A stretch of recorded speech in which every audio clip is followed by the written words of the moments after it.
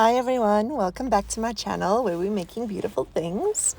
And I'm working on this new principle of mine that's called Rise Up, and it's based on the scripture in Isaiah that talks about how we rise up on wings like eagles with the strength that God gives us. It's actually always been one of my favorite scriptures. You can see what I'm doing here is I'm wetting the cardstock just a little bit because I want to tear it, and that just helps sort of soften the paper a bit before I tear it. I'm going to be creating a kind of mixed media-ish distressed type of page with this image of this eagle. And I just love how this scripture talks about. It actually starts out, if you go back a few verses, it says, "Do you not know? Have you not heard? The Lord, the creator of the ends of the earth, doesn't grow tired or weary." So, and then it goes on to say that he gives us strength. And, because even the young men will faint and grow weary. But God's strength, God never gets tired. He never gets weary. And he lends that strength, that divine strength, he imparts to us that we can mount up with wings as eagles. And I just love the poetry of the scripture and the visual picture it paints of this regal, majestic eagle soaring through the skies. And we as ourselves as humans, we are not necessarily regal or majestic like an eagle. But when we have God's strength, when God's spirit and power is given to us, then we can rise up with the majestic strength of an eagle, because it's not our own strength, it's God's strength in us that lifts us up.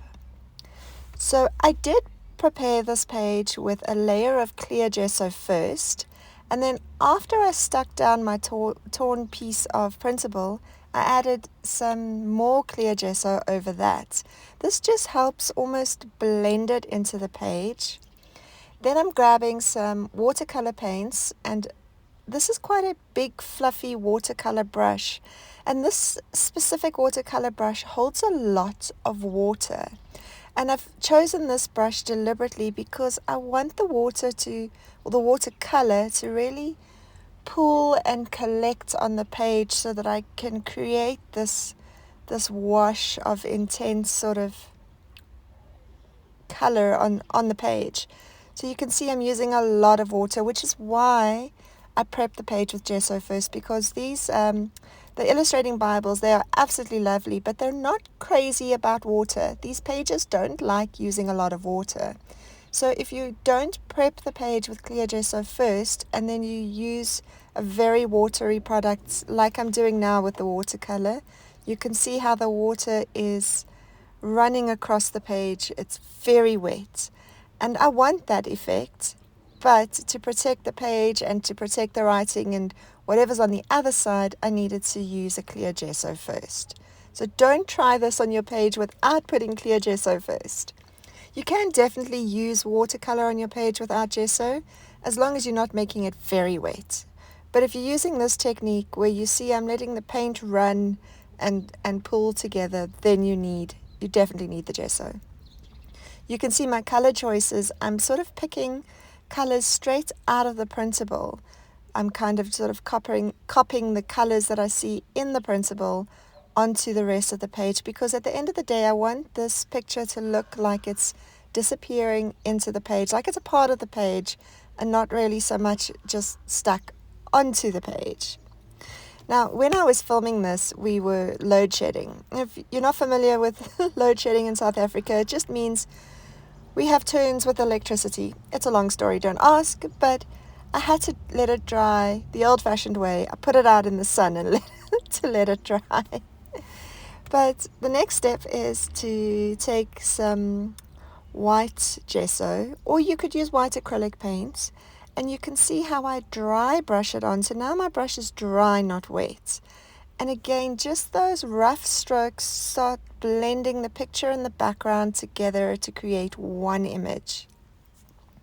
I'm still tearing, so I've torn out the word soar, And then I'm using just a chalk ink to kind of distress and smudge up the edges a little bit.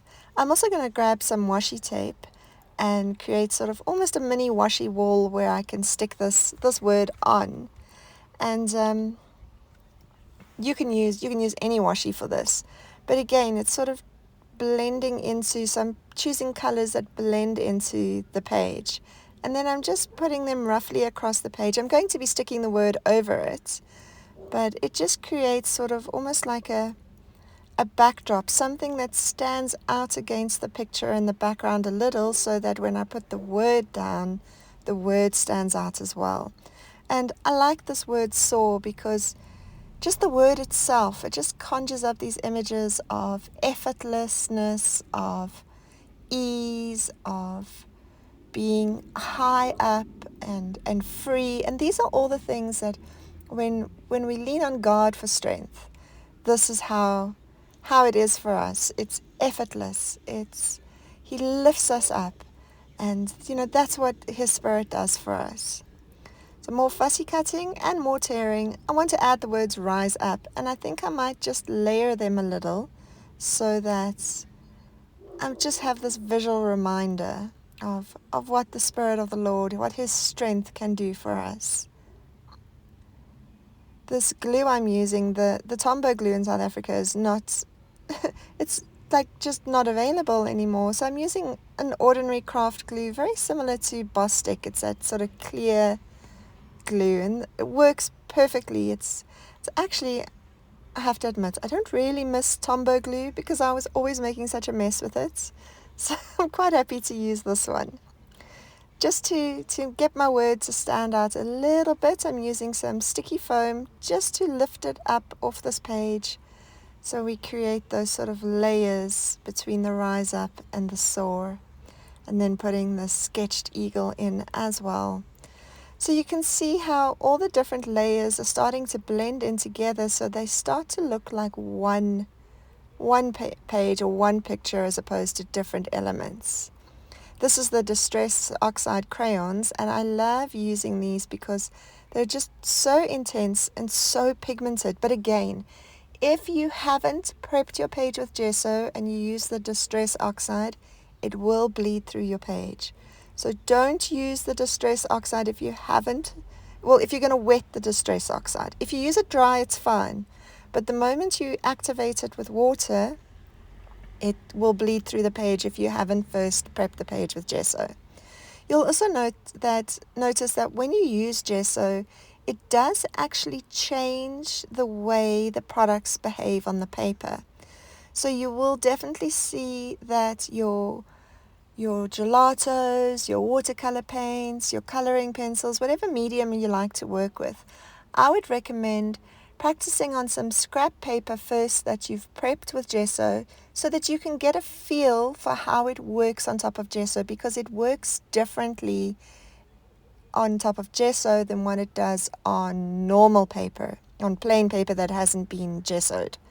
So just I would recommend just play around on some scrap paper if you haven't done it before, so that you can get a feel for how the product reacts or behaves differently, so that you don't get a surprise when you try and do something that you would normally do with your gelatos or your paints and it doesn't work out the same way, because once it's on gesso it will work just that little bit differently. So I hope you enjoyed this, and I'll see you again soon. Bye.